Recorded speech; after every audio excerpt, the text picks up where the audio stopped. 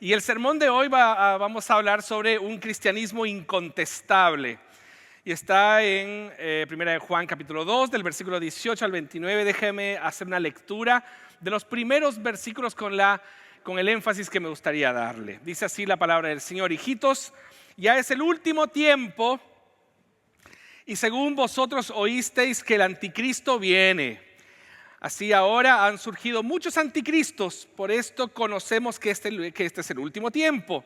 Salieron de nosotros, pero no eran de nosotros, pero si hubiesen sido de nosotros, habían permanecido con nosotros, pero salieron para que se manifestase que no todos son de nosotros. Interesante ese énfasis que le pone, ¿no? Como que nosotros somos una cosa y ellos son otra cosa. Así como muy claro en el texto. Oremos. Gracias, Señor, te damos por darnos la bendición de poder saber que tenemos una convicción, que tenemos una declaración, que tenemos una confesión.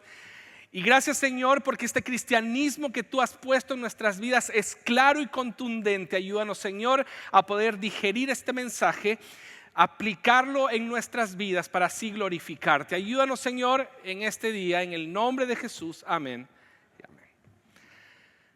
Muy bien, es banal creer que todos pensamos más o menos igual. O es banal pensar de que todos podríamos pensar más o menos igual y que vamos a encontrar coincidencias en nuestras perspectivas de la vida o en nuestras convicciones. A mí me parece que diferenciarnos es necesario. Tener convicciones claras es fundamental.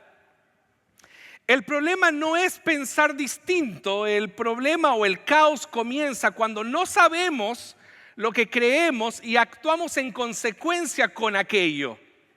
Entonces al final, como decía, no sé si lo dicen aquí en Chile, pero como que no eres ni chicha ni limonada, ¿no? Como que no eres ni fu ni fa. Quiero plantearles esto: para el cristianismo es fundamental establecer un punto, establecer un marco, la convicción de que Jesús es Dios. Y no vivir en consecuencia de esto nos llevará a vivir una espiritualidad de manera gelatinosa, o peor, nos llevará a tener un cristianismo que distorsione, que trastoque, que maquille, que relativice, que minimice la verdad fundamental del evangelio de que Jesús es Dios. Juan aquí no está siendo para nada diplomático, de hecho está poniéndole leña al fuego. Juan aquí está caldeando el ambiente y nos dice que ahora nos va a hablar del anticristo, de la hora final, de los que están en contra del evangelio y que están llevando a muchos a descarriarse. Nos muestra por primera vez una descripción explícita de las personas que se fueron. No hace mucho tiempo aquí, no hacía mucho tiempo que las personas que estaban predicando cosas contrarias al evangelio se habían ido. Y lo más difícil de cuando personas se van de una iglesia, cuando personas llegan a una iglesia, no es el tema teológico, es el tema afectivo. A Juan le dolía esto. Como pastor de la iglesia, a Juan le dolía que gente que él quería mucho se haya ido de la iglesia. Porque nos cuesta cuando un hermano o un supuesto hermano se va, porque hay una relación de afecto ahí. Y Juan está pasando una situación emocional que le invita a decir, bueno, si ya se fueron es porque hay una convicción aquí que no estaba muy clara y que estaba llevando a algunos de nosotros a descarriarnos. Entonces hay que marcar el punto divisorio, ellos y nosotros. Y ahí no por el tema afectivo, es muy interesante, porque Juan no pone los afectos en primer lugar, sino que pone su convicción en primer lugar.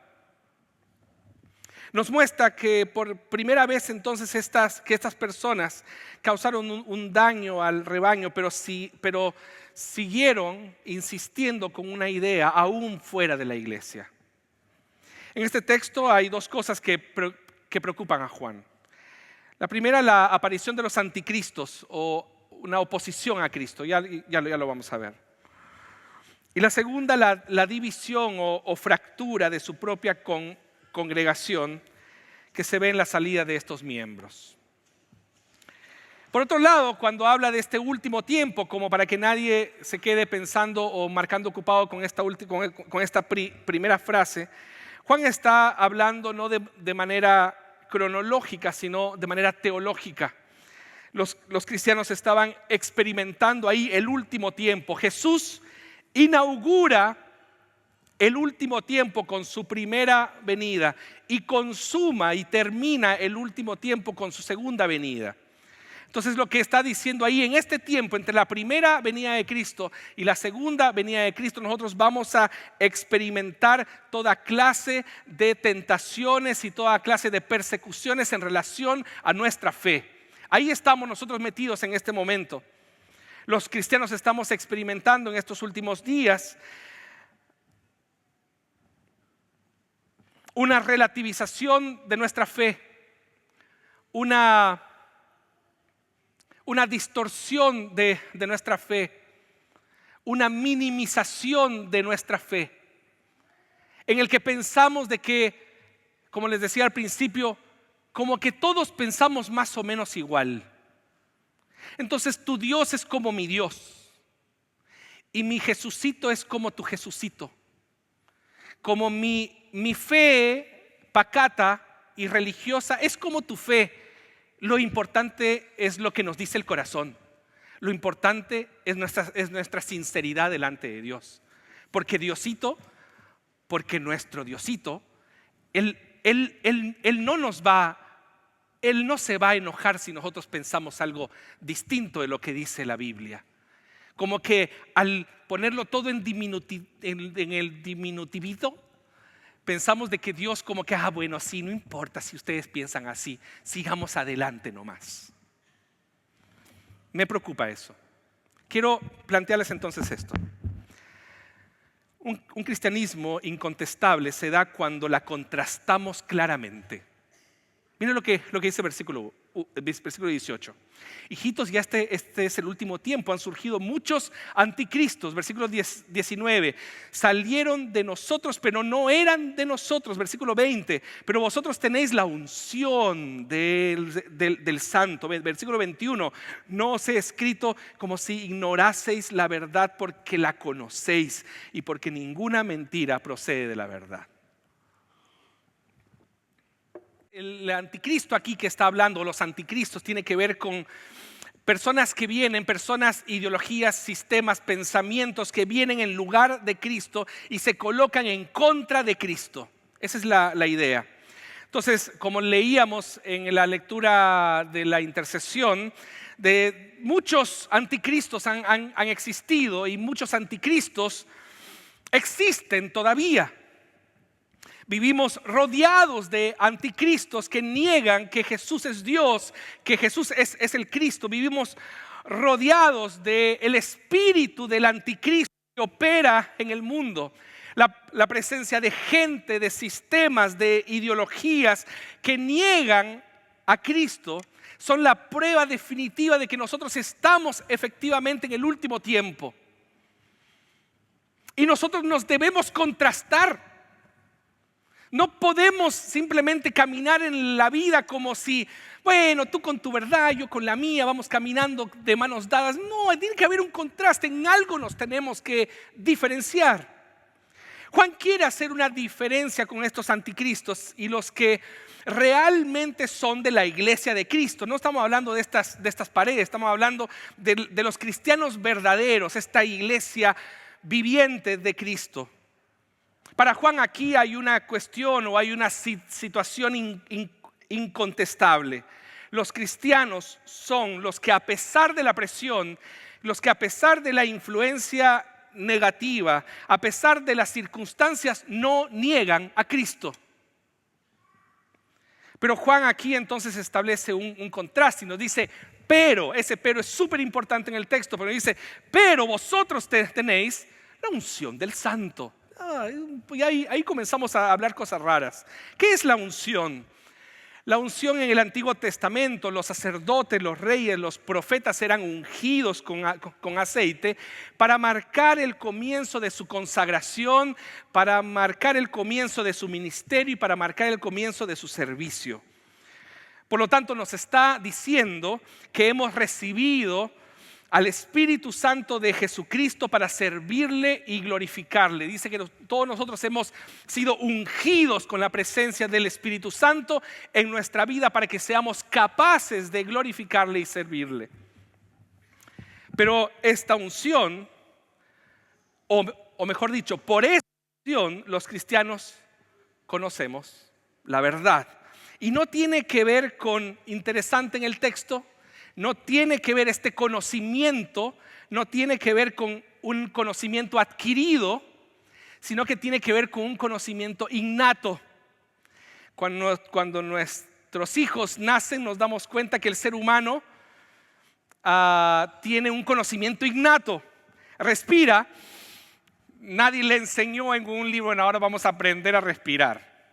Nadie le enseñó, ahora vamos a aprender a llorar. Lloran, como que les nace. Nosotros no lloramos porque ya tenemos cierta capacidad social, ¿no? Pero si pudiéramos llorar, llorarían, varios de nosotros aquí estaríamos llorando ahora. Lo interesante es aquí que dice que esta unción hace posible que nosotros, como un conocimiento innato, sepamos quién es Jesús. Es muy interesante esto. Los que conocemos a Cristo podemos detectar la mentira cuando la exponemos a la luz de la verdad. Es muy interesante eso. Y la verdad es Jesucristo que se muestra en la palabra de Dios. Quiero hacerle un test. Jesús no es el Hijo de Dios. ¿Qué le produce eso a usted? Jesús no resucitó de entre los muertos. ¿Qué le produce eso a usted? Jesús no es Dios. ¿Qué le produce eso a usted? Que a mí me tiembla haberlo dicho con tanto énfasis ahora. Nos produce una cuestión, perdón, era como el efecto, ¿no? No es. No necesito estudiarlo, no necesito pasar muchas horas para entender de que eso que me está diciendo ahora es mentira. Hay una unción en tu vida, hay algo en tu vida que el Espíritu Santo ha puesto que es como una alarma de la verdad, o al revés, que es una alarma de la mentira. Lo interesante entonces aquí es que Juan no se enfrenta a los anticristos. Lo que hace Juan es que no rebate con ellos, no se gasta en esta dinámica tóxica de intentar imponer su verdad por sobre la otra. Aquí es un rayado de cancha para él, un rayado de cancha para sus hermanos.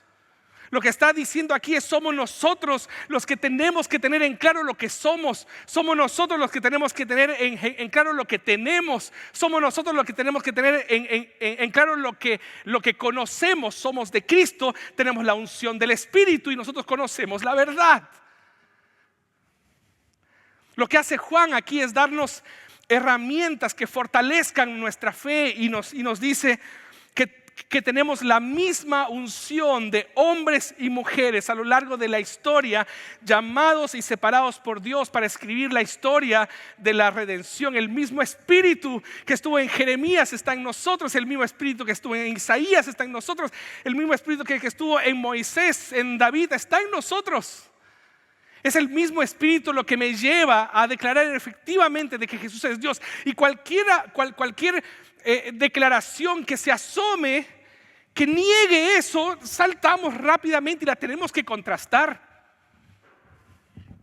Cuando alguien viene y me dice: no, yo creo en Dios, creo en Jesús, pero Jesús como el primogénito de la creación, como que es lo mejor, es la más maravillosa creación de Dios. Y uno dice: no es. Por medio de Él y para Él fueron hechas todas las cosas. Él es el autor de la creación. Entonces cuando alguien me dice: no, es que en realidad el Espíritu es como una energía. No, el Espíritu es una persona. como que rápidamente nosotros salimos. No, es una alarma, la contrastamos, tenemos que contrastarla. No solo creemos en Dios, creemos en Dios que es 3 personas, 3 en uno, el Padre, el Hijo y el Espíritu Santo. Y los 3 son Dios. Cuando alguien entonces venga con una revelación, una supuesta unción del Espíritu que no nos conduzca directamente a Cristo, que tengamos en claro que ninguna enseñanza del Espíritu nos alejará de lo que ya se nos ha sido revelado cuando nacimos de nuevo y cuando el Espíritu Santo entró a nuestra vida. Primera cosa. Segunda cosa, cuando la confesamos claramente. Juan para mí ha sido un problema. ¿Para qué disfrazarlo si así? Ese ha sido un problema. Porque me pone nervioso, Juan. ¿Qué tanta ganas de diferenciarnos? ¿Qué tanta ganas de hablar sobre el pecado, sobre el amor? Me pone nervioso. Me digo, relaja un poco la vena, compadre. ¿Por qué tienes que insistir? Para Juan es importante eso. Porque eso es lo que nos define como cristianos. Él dice, no hay problema con el diálogo. Pero tenemos que tener bien marcadas nuestras cercas. El problema no es tener un vecino. El problema es no saber cuándo empieza y cuándo termina mi terreno o el terreno de él. Ese es el dilema nuestro. Y yo tengo la impresión, para la iglesia de Juan como para nuestra iglesia, es que a veces no sabemos cuál es nuestro terreno. ¿Dónde comienza y dónde termina? Que cuando yo piso estoy pisando en el terreno de otra persona. Entonces la tenemos que confesar claramente. Miren lo que dice el versículo 22 en adelante. ¿Quién es el mentiroso? Dice. Sino el que niega que Jesús es el Cristo. Miren qué clarito eso. Este es el anticristo, el que niega que Jesús es el Cristo. El que niega al Padre y al Hijo. Miren lo que dice el versículo 24. Lo que habéis oído desde el principio permanezca en vosotros. Y así también vosotros permaneceréis en el Hijo y en el Padre. Este versículo 26 lo iba a pasar para el siguiente punto, pero entra aquí. Esto os he escrito esto sobre los que engañan. También como que lo diferencia. Muy bien. Juan nos dice que nuestro cristianismo debe confesar claramente que Jesús es el Cristo. De lo contrario, entramos en la dinámica de la mentira y los que se oponen a Cristo. Interesante, no te pone encima del muro. No te pone como ni chicha ni limonada. ¿Qué quieres tú? No, sí, todo bien con Jesús, es un amigo. O Jesús es todo para mí. ¿Has escuchado eso? ¿Qué es Jesús para ti? Todo para mí. No, Jesús no es todo, es tu Señor y Salvador personal, es Dios. Así que contestarlo, porque dice que no hay ni chicha ni limonada en esta dinámica. El texto dice claramente que entramos en la dinámica de la mentira y los que se oponen a Cristo si no lo confesamos claramente. Qué interesante eso. Déjenme retroceder un poquito. Salieron de nosotros, pero no eran de nosotros. Hermanos, hay muchos. Quiero automáticamente distanciarme de las personas que ya están pensando que yo estoy hablando de las personas, del par de personas que se han ido de nuestra iglesia por una u otra razón. No estoy hablando de ellos. Estoy hablando de muchos movimientos religiosos que salieron del cristianismo histórico y comenzaron a negar, comenzaron a minimizar, comenzaron a maquillar la fuerza de la declaración de que Jesús es Dios. Hay muchos movimientos religiosos históricos que hoy funcionan como supuestas iglesias, pero son sectas o movimientos religiosos que niegan a Jesús como Dios. Estoy hablando de ellos y salieron de nosotros, salieron de este cristianismo histórico, de este cristianismo bíblico. Entonces, quiero ser mucho más claro todavía. La herejía más grande no es decir que Dios no existe, sino decir que Jesús no es Dios. No es decir que Jesús es un camino hacia Dios, sino decir que no es el único camino hacia Dios. No es decir que hay muchos dioses, sino decir que nuestro Dios, el Dios de la Biblia, es un Dios que se puede revelar sin Jesús. De eso nosotros estamos hablando cuando en nuestra confesión decimos claramente que Jesús es el camino, la verdad y la vida, que no viene al Padre sino es por Jesús. No estamos hablando de una persona que ocasionalmente representa mal la verdad, como muchos de nosotros en algún momento, sino de alguien que ataca el corazón mismo del Evangelio de Jesucristo. El corazón de la fe cristiana es que Jesús es 100% Dios y es 100% hombre.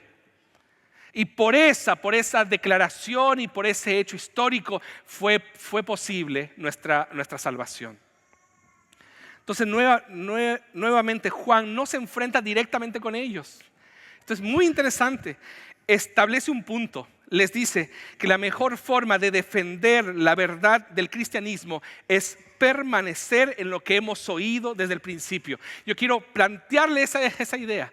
Paremos, hermanos, o mejor dicho, superémoslo. Me encanta últimamente lo estoy utilizando mucho. Superémoslo, por favor. No andemos peleando entre nosotros así como que no, que tú, que yo, que tú, que no, que yo, que no, que yo creo en algo mejor que tú. ¡Ay, qué absurda! Es una dinámica tóxica esa. Dice que la mejor forma de defender nuestra fe es permanecer en lo que hemos oído desde el principio. Cuando escuchamos por primera vez el Evangelio, la palabra es la regla con la que debemos medir toda enseñanza. No es lo que tú puedas pensar o lo que yo pueda pensar, sino volver nuevamente a la Escritura. Entonces ahí quiero llevarlo a un tema tal vez complejo para usted. ¿Cómo podemos confesar claramente si no conocemos más profundamente la palabra de Dios? Es como pregúntele al pastor o pregúntele a los presbíteros. Mire qué absurdo. No está mal lo que dijo Erika. En todo caso, puede preguntarle a cualquiera aquí en realidad. Pregúntale al pastor, pregúntale al presbítero. Mire a qué nivel de clericalismo hemos llegado. Yo le quiero plantear algo. Si nacemos de nuevo, estamos expuestos a Jesús, que es la verdad, y eso nos permite identificar la mentira. Eso estamos claros. Como que nos da urticaria cuando alguien dice algo que no es correcto. Pero muchas veces no la sabemos confesar. Entonces quiero plantearle algo. Con la lectura de la palabra de Dios afilamos nuestras habilidades de confesión. Con la lectura de la palabra de Dios afilamos nuestras habilidades de confesión. Pero mire, cuando la estudiamos podemos confesarla y testificarla mejor. Por eso Juan nos dice: os he escrito esto sobre los que os engañan. Los capacita para ser más agudos en sus habilidades de confesión. Entonces voy a ser más claro todavía. No se quede con la leche. A los bebés que están por aquí les encanta la leche. Pero superémoslo. Qué rico es un buen asado como el que los jóvenes se hicieron ayer allá en el jardín botánico. Un asado. No me los imagino a ellos yendo al jardín botánico, cada uno con su mamadera, con la carnecita y la música. Vamos a pasarla bien porque somos grandes, porque ya tenemos un estómago capaz de digerir la carne. ¿Cuál es mi problema con eso? Es que no estamos disfrutando las buenas pastas del Evangelio y no estamos disfrutando las buenas comidas peruanas del Evangelio. Me tiro ahí bueno, ya lo dije, ya lo dije que. Y claro, ¿por qué? Algunos de ustedes están ahí. Han pasado 1, 2, 3, 4, 5 años, 10 años. Cortémosla, superémoslo. No es solo identificar la mentira, es también leer la Escritura para que podamos confesar mejor. Es también estudiarla para que podamos afilar nuestros sentidos de la confesión. Tenemos que confesar mejor a Jesús Y eso es solamente cuando la estudiamos, cuando la reconocemos como la palabra única, infalible e inerrante del Señor. Entonces quiero llamarlo a eso. Que el apóstol Pablo no solamente dice que tienes un espíritu, que tienes el Espíritu Santo que te ayuda a discernir.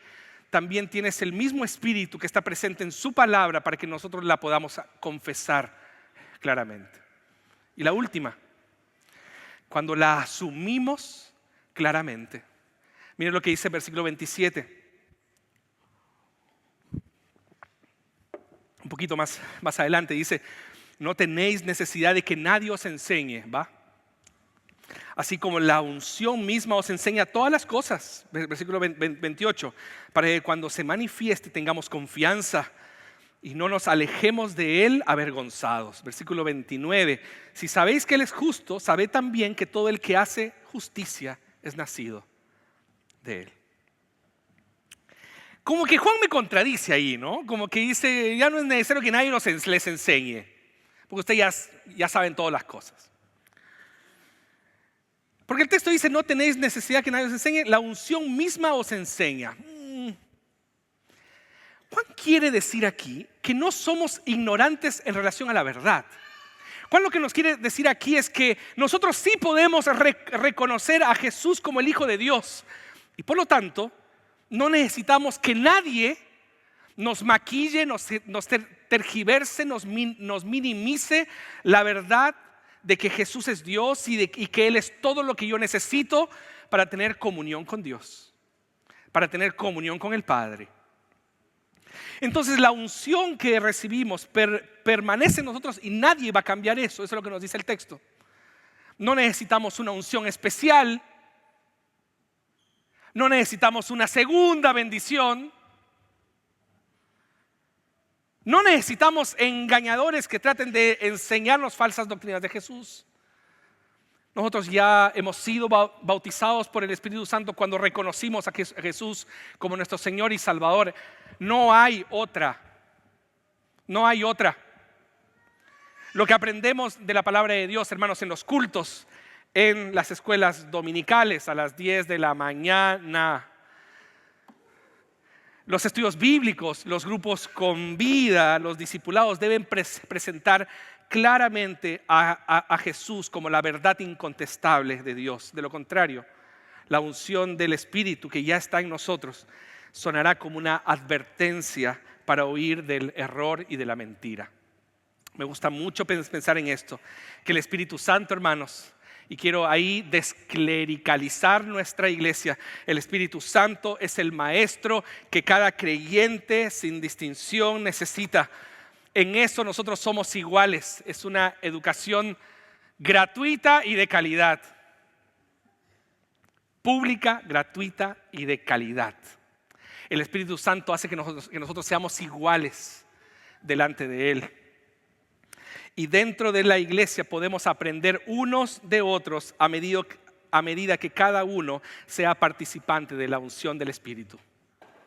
Por eso dice, según ella os ha enseñado, permaneced en Él. ¿Para qué? Y con esto termino. ¿Para qué? Para que frente a su segunda venida tengamos confianza, no nos avergoncemos y hagamos justicia. Esto es asumir el cristianismo claramente. No nos limitamos a un mero ejercicio espiritual con una unción emocional. Un cristianismo incontestable tiene que ver con confesar claramente a Jesús como nuestro Dios y Salvador personal, de manera que se contraste claramente con otros tipos de espiritualidad, asumiendo un estilo de vida que demuestre que aquella experiencia de encuentro con Jesús no solo es cognitiva, no solamente es emocional, sino que es integral y completa en nuestra espiritualidad, en nuestra confesión y en nuestra práctica diaria. Hermanos, nosotros necesitamos un cristianismo incontestable que contraste claramente con otros tipos de espiritualidad, que confiese claramente que Jesús es Dios y que asuma claramente un estilo de vida coherente desde la fe y desde la ética de la justicia. nosotros necesitamos hacer el rayado de cancha. Nosotros necesitamos hacer el marco de lo que yo soy, de lo que yo creo, de lo que yo tengo, de lo que yo conozco. A partir de ahí, dialoguemos. A partir de ahí, conversemos. A partir de ahí, caminemos. Y en el diálogo, Jesús se hará presente para efectivamente hacer esa obra que Él sabe hacer muy bien. Que el Señor nos ayude y el Señor nos bendiga. ¿Oramos? Este cristianismo incontestable, Señor, es lo que tu iglesia necesita, lo que nosotros necesitamos. Ayúdanos, Señor, a contrastar nuestra espiritualidad. Ayúdanos, Señor, a confesarte claramente.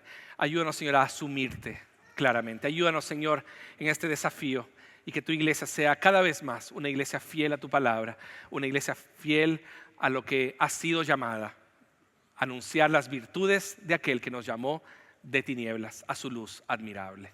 Gracias, Señor, en el nombre de Jesús. Amén.